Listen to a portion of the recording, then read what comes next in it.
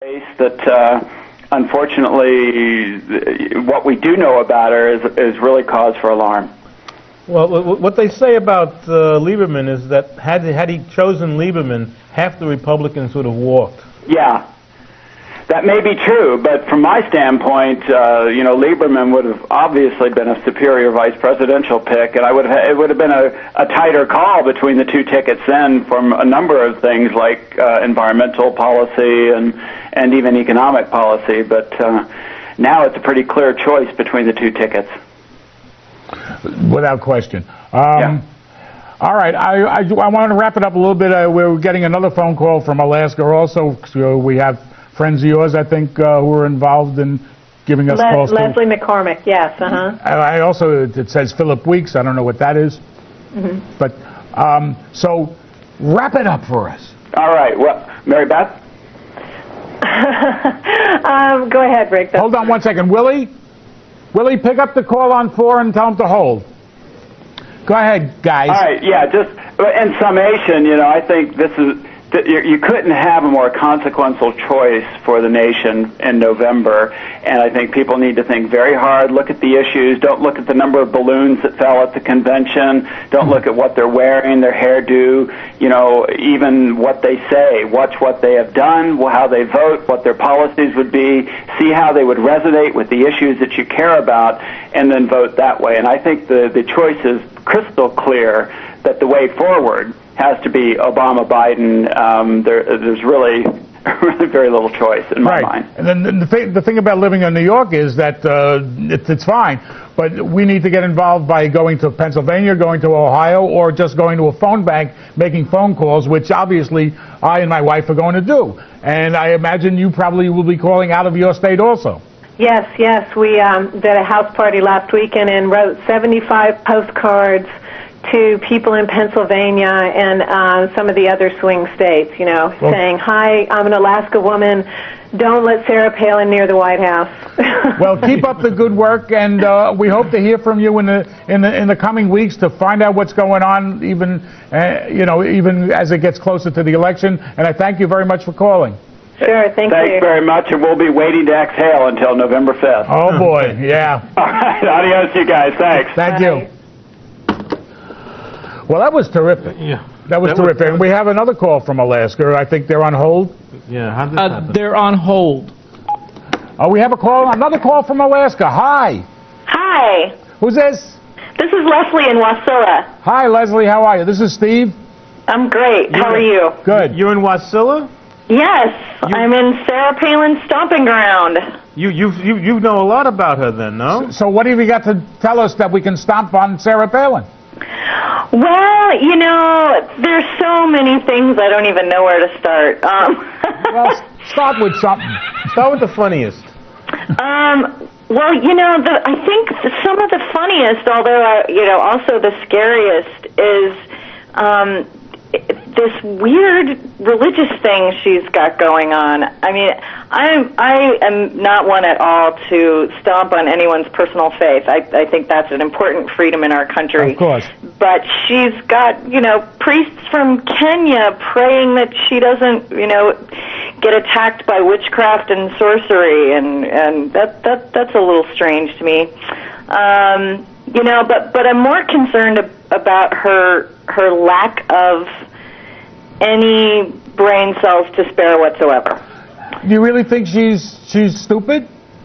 I honestly do. I think that Sarah-Palin is probably the first woman on the national stage who has exemplified the Peter principle. She has risen so highly to the level of her incompetence, it's mind-boggling. But that's true equality. See her try to answer questions. It's no wonder they have her sequestered from the press. Because she can't formulate a sentence.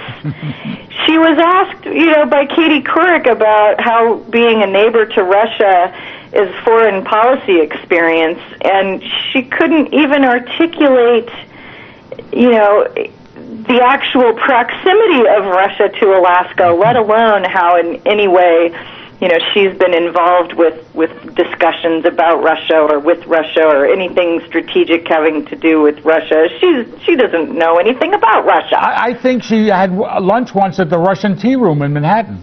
That might have been in the last couple of days. I don't know. Maybe did you have lunch with Kissinger or what?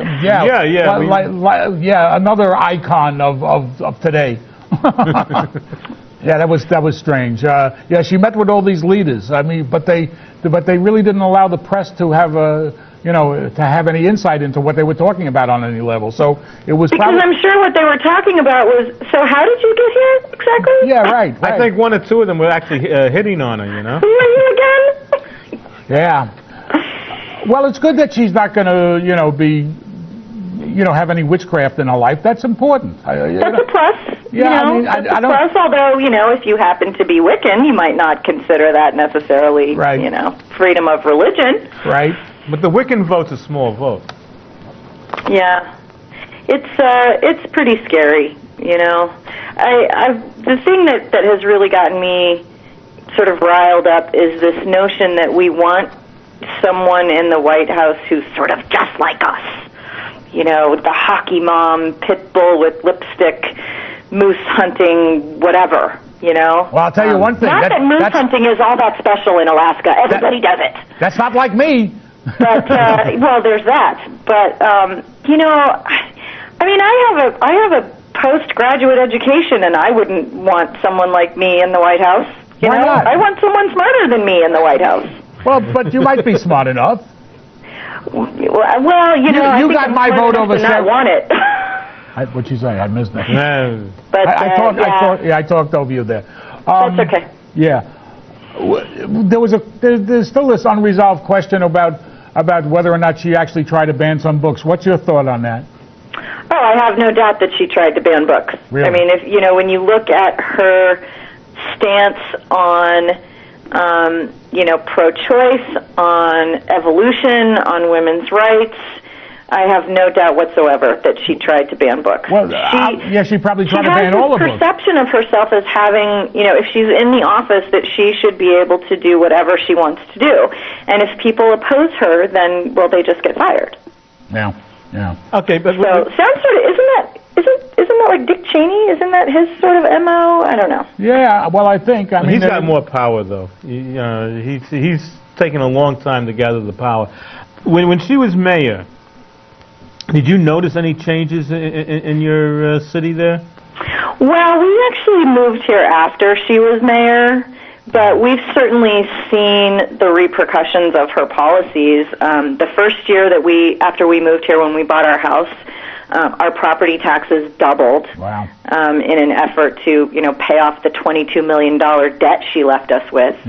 It's really interesting because her term as mayor is this microcosm of the Bush administration, because she came into this small town that had no history of earmarks and and had a balanced budget and had people who knew what the heck they were doing.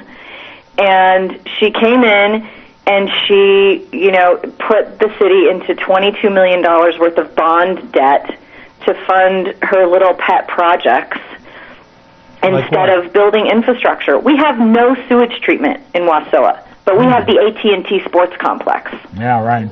We have, my street was supposed to get paved the year we moved in. That has yet to happen. We have, we have this great park. We have no recycling. We're looking at the possibility of a coal-fired power plant right at the mouth of the most important salmon run in this part of Alaska. I mean, it's just crazy. Well, barbecued salmon is not the worst thing in the world. Well, no, barbecued salmon is great, but not when it's full of mercury from the release of tailings from the mine and the power plant. Mercury is a big problem with coal-fired power plants. I understand. Another thing that the Bush administration wants to do is have more coal going. Yes, Bush and the McCain crowd. Bush-McCain. Yeah, this idea of clean coal technology, which, in my mind is a George Carlin level oxymoron, like military intelligence. Clean coal is just, yeah, I don't believe it. But, we have so many opportunities.